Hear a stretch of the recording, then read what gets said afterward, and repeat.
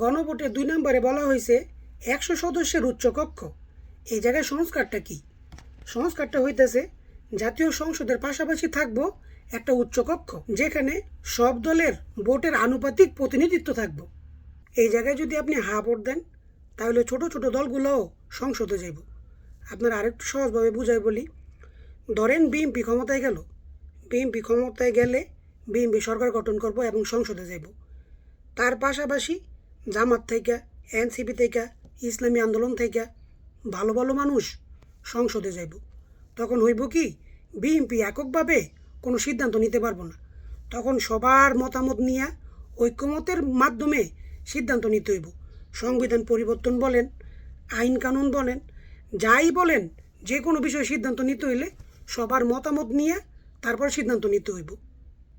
আর আপনি যদি এই জায়গায় না ভোট দেন, তাহলে বিএনপি বলেন বা যেই দলই ক্ষমতায় যায়, তারা কি করব, নিজের শক্তির বলে নিজের যেমন খুশি তেমন সংবিধান বদলাইব, যেমন খুশি আইন করব।